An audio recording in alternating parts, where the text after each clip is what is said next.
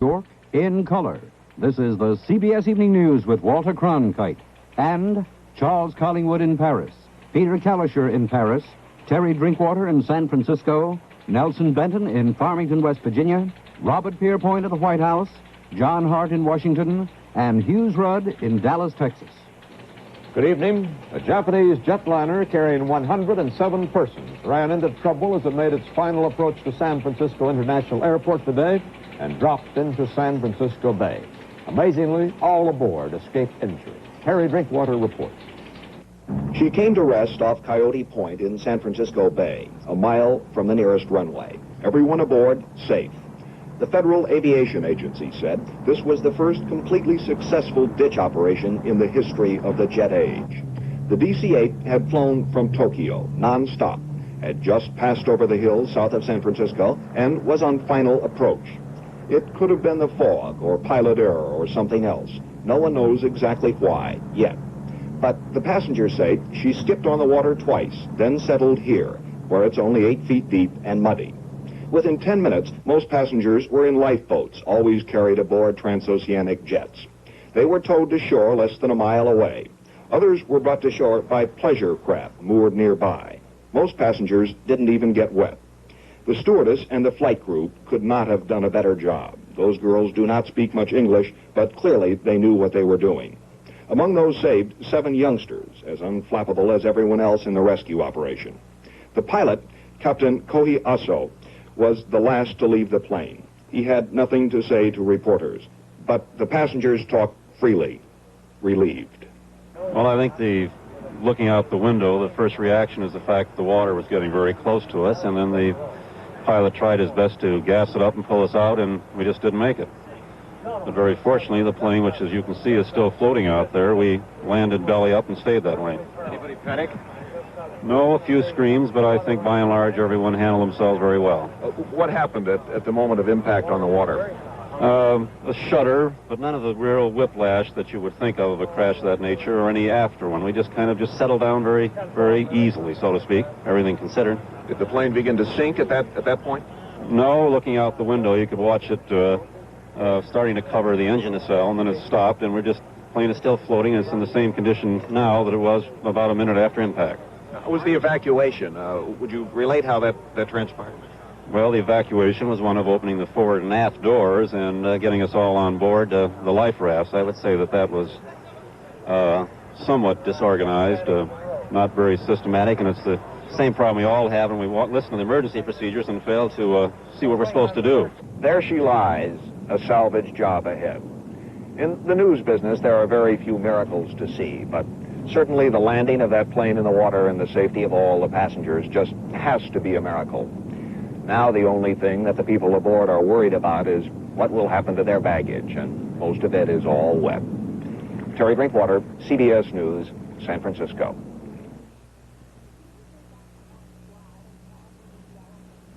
Could you go back to that slide of Margaret with the elephant? Running to GAF Anscorama is the most advanced slide projector you can buy.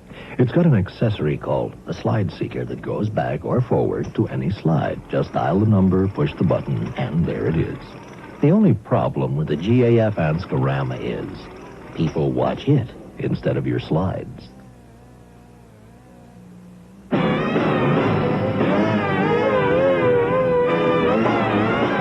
This Christmas, the GAF Viewmaster home theater comes with a projector, hundreds of stereo pictures of places all over the world, a GAF Viewmaster stereo viewer, and an educational little book. For $11.95, your family can be in show business. The people at GAF make cameras, film, copying machines, building supplies, chemicals, and a lot more. In Jerusalem, Israeli police have rounded up more than 500 Arabs for questioning following one of the worst sabotage incidents in Israel's history. A massive charge of TNT, believed to have been packed inside this car, exploded in a crowded marketplace today, killing 11 Israelis and wounding 55. The intensity of the blast left a crater 6 feet wide in the street. It wrecked 20 cars, set 6 shops ablaze, and damaged a dozen others. explosion came as crowds of shoppers were inside stocking up for the Sabbath. There was panic for a time, but that soon turned to anger among the Israelis, who have been the target of a dozen serious Arab terrorist blasts in the past year. In the past 3 months alone, bombs have killed 23 Israelis and injured more than 200. Following today's blast, police immediately threw up roadblocks into the Arab sector of the Holy City to prevent retaliatory attacks by the angry Israelis. Of the 55 persons injured today, 16, including several children, were in critical condition. One Israeli shopkeeper standing in the ruins of a store told newsmen, "I know it's last year's war and everything, but this is just plain murder."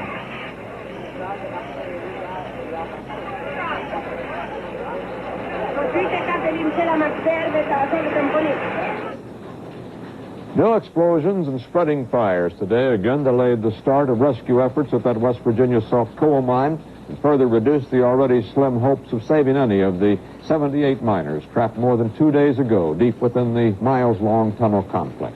CBS News correspondent Nelson Benton reports. The explosions erupted during the night, one large one, a couple of smaller ones. As the day wore on, smoke started pouring from an entrance to number 9 mine that had not been smoking before, an indication that the fire could still be spreading through the vast underground complex. The nighttime explosions further reduced the slight wisp of hope that any of the men may still be alive. Mining company official William Poundstone made this pessimistic assessment. I say we're right back in the position we were in a day earlier of having no control of the fire. And I think we must recognize, and I must say that, as we pointed out, we have to be concerned not only for the safety of the men trapped in the mine, but the mine rescue team.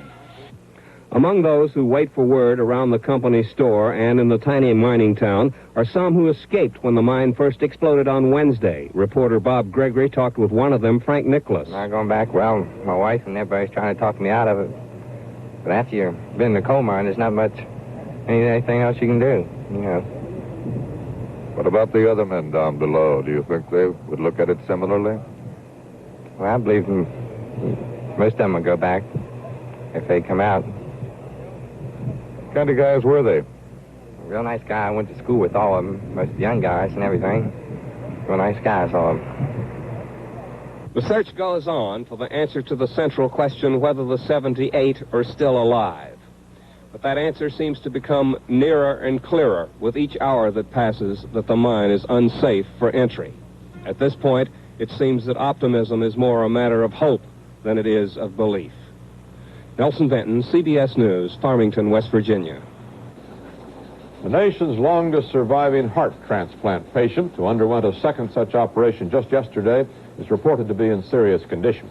Doctors at St. Luke's Hospital in Houston said that the patient, Everett Thomas, has developed kidney complications.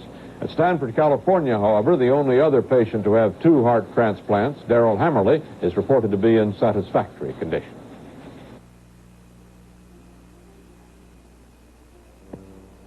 When you're smiling, the whole world smiles with you. When you're laughing,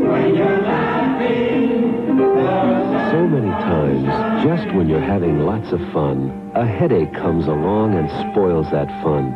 Its pain grows and grows until your joy is a thing of the past.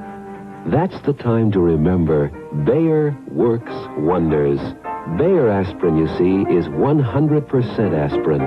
And aspirin is the strongest pain-relieving ingredient you can buy. Remember that whenever you're in pain, and keep on smiling, 'cause when you're smiling, the whole world smiles with you. Bayer works wonders. Honest. French President de Gaulle is expected to announce devaluation of the franc after a cabinet meeting tomorrow, but there's still no word on the extent of that devaluation. It's reported the devaluation was one condition tied to $3 billion emergency credit extended to France today by representatives of 10 free world nations meeting in Bonn. CBS News correspondent Charles Collingwood reports from Paris. Charles de Gaulle is not a general for nothing. He has conducted the Battle of the Frank in a proper general's way, exhorting the troops and issuing optimistic communiques until the very last moment when it became clear that the position could not be held, and then adjusting his lines to the rear. But until the early hours of this morning, it seemed as though de Gaulle might still be able to hold the line of the Frank. It was not until the 10 treasury chiefs of the most important Western nations adjourned their meeting in Bonn long after midnight this morning that it was apparent that de Gaulle was going to have to retreat. Whatever this general is, he's no Custer, and he's not going to sacrifice his hard-earned dollar and gold resources and his people for a last-ditch stand on the little bighorn of the franc. So the French franc is going to be devalued. The speculators against it, namely themselves Frenchmen, will have won their bet. De Gaulle will have lost his, and on his birthday at that. It still remains to be seen what the ultimate effects will be. Here in France, for the man in the street, in the first instance, they will be bad, higher prices. For French industry, they will be good, more exports. But other countries and other currencies are involved. The West German Deutschmark and the Dutch guilder are strong. The pound is weak. The Italian lira, dicey. The American dollar, vulnerable. And currencies you've never heard of will feel the pinch. But it's already clear that the biggest loser will be de Gaulle himself. 10 years of power and grandeur in France that now seem like overextension. A smashing electoral victory in June after the turmoil of May that now seems hollow. His hand-picked new Prime Minister, Couve de Merville, may well not be able to withstand the storm. But France itself, of course, will withstand it. This is a very rich country that has always shown itself able to prosper in spite of the most flagrant mismanagement. But that will be cold comfort for Charles de Gaulle. That is not the kind of verdict that he wants to hear, especially on his birthday. Charles Collingwood, CBS News, Paris. Britain imposed stiff new tax hikes and further tightened consumer credit today in a drastic effort to shore up the pound sterling, severely weakened by the current monetary crisis. Sales taxes were ordered increased immediately on cigarettes, beer, whiskey, and gasoline, and a flat 10% tax hike was slapped on almost all consumer products. New restrictions were put on imports. As just one example, cigarettes will go up 5 cents to 72 cents a pack. The monetary crisis seemed to have little effect on the New York Stock Exchange today, and prices closed higher. Volume was 15.5 million shares. The exchange index gained 21 cents. North Vietnam blasted the United States again today for Saigon's opposition to expanded peace talks. CBS News correspondent Peter Kalischer reports from Paris. Almost forgotten in the French financial crisis is the fact that Paris is supposed to be where the Vietnam peace talks are held. But they're not being held, and today the North Vietnamese delegation is holding a news conference to denounce the United States for the delay and alleged acts of war in North Vietnam. The delegation spokesman, Tan Le, declares that even informal contacts with the United States delegation have stopped. He says that Hanoi and the Viet Cong's National Liberation Front are ready this very afternoon to meet with the Americans with or without representatives from Saigon. And since, as he put it, Saigon is the horse and the United States the rider, if the horse won't move, it's the rider's fault. He called American bombardments of villages in the northern part of the demilitarized zone impudent acts of provocation. And for the first time, he castigated alleged United States intrusions into Cambodia and Laos, through which run important communist supply lines. It all proves, said Tan Le, that the United States is intensifying its acts of war against all the nations of Indochina. It may also indicate that Hanoi now thinks itself as protector for an outside chunk of Southeast Asia. Peter Kalischer, CBS News, Paris. The State Department declined comment on Hanoi's call for immediate talks, but it rejected charges that the United States has bombed villages inside the demilitarized zone. And it said Washington continues to take a serious view of what were called the enemy's verified violations of the zone. In the war, about 8,000 Allied troops were reported heavily engaged by a communist force tonight 13 miles south of Da Nang. The Allied units, U.S. Marines, and South Vietnamese infantrymen were moved into the area Wednesday in one of the largest helicopter assaults of the war. So far, 87 North Vietnamese and 10 Americans have been reported killed. Cuban authorities said today that 2 U.S. Marines from the Guantanamo Naval Base were taken into custody Tuesday night after crossing into Cuban territory. The Marines, both 17 and unarmed, were quoted as saying they left their base after going on a, quote, drug binge. Havana officials indicated they would be returned to Guantanamo. However, the State Department seeking definite word through the Swiss Embassy, which handles U.S. affairs in Cuba.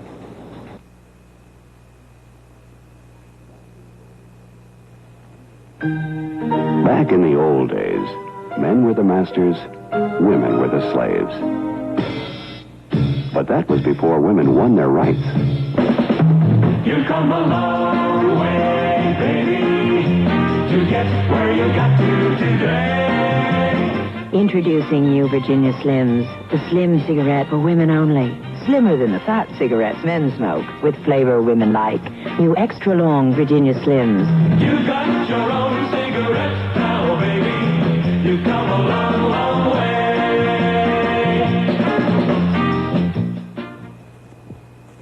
This fine razor isn't made by Persona. It's made by a competitor. But to get the best shave with it, use the new electro-coated Persona blade. Maybe someday we'll make the best razor. But for now, we'll settle for the best blade, the electro-coated Persona. President-elect Nixon today announced a nationwide search for some 2,000 persons to fill key jobs in his administration. And he said the emphasis is on brains, judgment, creativity, and youth. In Nixon's words, I want an administration in which there is a constant percolation of new ideas up from these levels.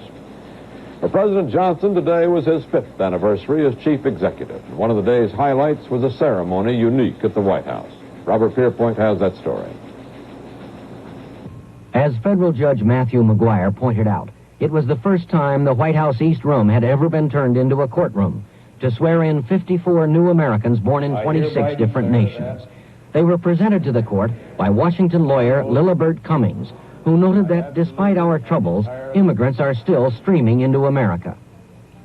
In spite of the turmoil, in spite of the violence and the dissension, still they come. They come by the hundreds of thousands, and still they come, bringing us a historical perspective. The turmoil, the strife, is but a moment in history. The dream has not tarnished. The vision has not dimmed. This ceremony marked the opening of Mrs. Lyndon Johnson's final tour of America as First Lady. We need you all, from Japan and Jamaica, from Italy and India, from Greece and Great Britain. There are surgeons and teachers, homemakers and seamstresses among your number. We need your talents. Afterward, the Air Force's singing sergeant sang, and an obviously moved president joined Mrs. Johnson in greeting the new American citizens, who included an 8-year-old girl from the Philippines and a 72-year-old laundryman from China. Robert Pierpoint, CBS News, at the White House. A federal grand jury in New York today indicted Roy Cohn on charges of fraud and conspiracy in financial transactions involving a bankrupt New York City bus line. Cohn, who became well known during the Senate's Army McCarthy hearings, could be sentenced to 38 years in jail and fined $55,000 if convicted on all counts. The Illinois State Supreme Court today upheld the conviction and death sentence of Richard Speck for the murders of 8 Chicago student nurses more than 2 years ago. The court also set January 31st as the new execution date. Speck, now 26, was convicted a year ago last spring. His lawyer argued that publicity had made a fair trial impossible.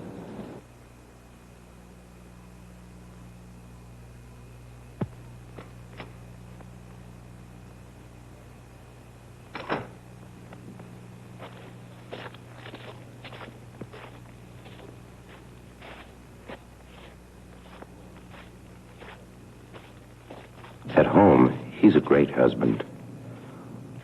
With the kids, he's a great daddy. At the office, he's a great worker. In his car, he's a beast. beast on wheels. A beast on wheels should pay beastly insurance rates. That's what a beast deserves. On the other hand, a safe driver should pay safe driver rates. And that's what a safe driver gets at Continental Insurance. Look for your Continental agent in the yellow pages. Aristotle Onassis flew from Paris to the United States tonight to rejoin his wife. The former First Lady remained in seclusion with her 2 children at a rented estate in New Jersey, privately marking the 5th anniversary of the assassination of President Kennedy. There were religious and memorial services for the slain president in many parts of the world today. Among the thousands of mourners at Arlington National Cemetery was the last of the Kennedy brothers. And in Dallas, where the president was shot, there were many who marked this day, too. We begin at the cemetery with John Hart, and then go to Dallas and Hughes Rudd.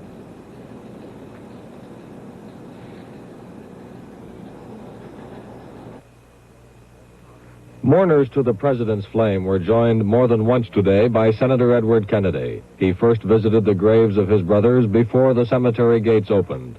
Later, President Johnson sent a wreath, signed simply, "The President." In Georgetown at the Church of the Holy Trinity, where John Kennedy had worshiped, the senator and his wife Joan attended a memorial mass.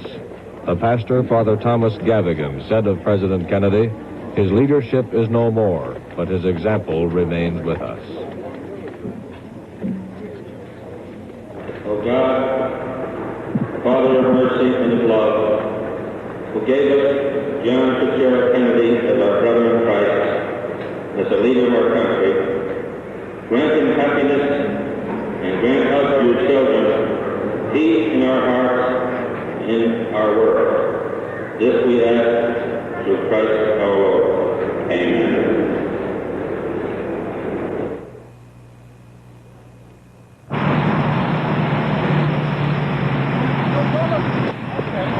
Physically, the place hasn't changed very much. The Texas School Book Depository is still there. That window on the corner on the 6th floor is still there. And cars and trucks keep rolling through Dealey Plaza as though nothing much had ever happened here.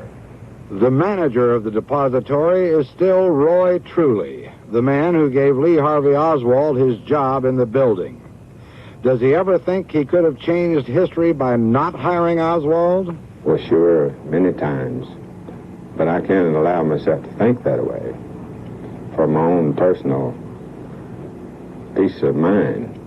The chief of police 5 years ago was Jesse Curry, but he's chief no longer. Nowadays, he's head of security in one of the big new skyscrapers which keeps sprouting up in Dallas, and a much happier man than he was in November of '63. He says he's constantly recognized by strangers who ask him questions. What sort of questions? They're always wanting to know, do you really think this was a conspiracy, or do you think the whole story's been told, and this sort of thing. Do you think the whole story's been told? You too, huh? Yes, I do. The man who first laid hands on Oswald after the murders of the president and the patrolman was N.M. McDonald, then a patrolman himself, now a detective. It happened in the Texas Theater, which at that time was running a double bill, War is Hell and Cry of Battle. Mr. McDonald still gets threats from strangers, and I asked him what form they take. One day at work, and he said he's going to get the biggest cannon he could find and come down there and wipe me out. And, of course, I waited for him. He never did show up. Of course, I always wear my pistol everywhere I go, so I'm going to be prepared in case anyone does try to make a threat on me or try to get to me. And, of course, my wife, she has received threats on the telephone, but sometimes she doesn't tell me about it, and then other times it upsets her quite a bit. Lee Harvey Oswald lies in Rose Hill Cemetery in a small town between Dallas and Fort Worth. At first, his grave had to be guarded against vandalism, but apparently that's no longer a problem. But was Oswald really the assassin or not? All of the evidence points to that, overwhelmingly so. But his mother, Mrs. Marguerite Oswald, is not a woman who overwhelms easily. My son is dead, and I accepted that. But I have never accepted the way he died, and I never will. But do you feel that you've somehow been persecuted in a way through all this? I don't think there's another person in all of, well, I'd say the whole world, who is as poor as I am, yet spends every cent that she has on this work. And I will have to explain this. I sell my personal belongings in order to live. You were quoted in one of the news magazines as saying that you would sell Lee Harvey's tombstone if you had to. Is that correct? If I had to, yes. These are material things. Mrs. Ruth Payne used to see Marina Oswald constantly, but she doesn't anymore. They were good friends for a year before the assassination. Nowadays, Mrs. Payne teaches in an integrated Montessori school in a Dallas suburb. Would you say that this whole event changed your life very much, or is your life running pretty much on the same rails as always? It's very hard to say. It certainly had a large effect on me. I think, though, that the greatest mark I bear is the one that other people felt in the country of losing the president. That was very special. And some of the things he represented, as I saw him, of a person who could heal. Some of those who played their roles in those hectic and violent days are dead, of course. Others have had their lives changed forever. Some others continue pretty much as before. Officer McDonald has written a book about his experiences and is looking for a publisher. Marina Oswald is having a book ghost-written for her, and Marguerite Oswald wants to write a book, but she says that every time she contacts a publisher, his answer is prevented from reaching her. And Marina Oswald received about $70,000 from sympathetic Americans after her husband was killed, and Mrs. Payne says that not long after that event, Marina said to her, "You know, Ruth, it's a pity that Lee isn't still alive, so he could enjoy the easier life we could have now." Hughes Rudd, CBS News in Dallas, Texas. Marina Oswald, who has remarried, lives in Richardson, Texas, a Dallas suburb. And that's the way it is, Friday, November 22nd, 1968. This is Walter Cronkite, CBS News. Good night. Direct from our newsroom in New York, in color, this has been the CBS Evening News with Walter Cronkite.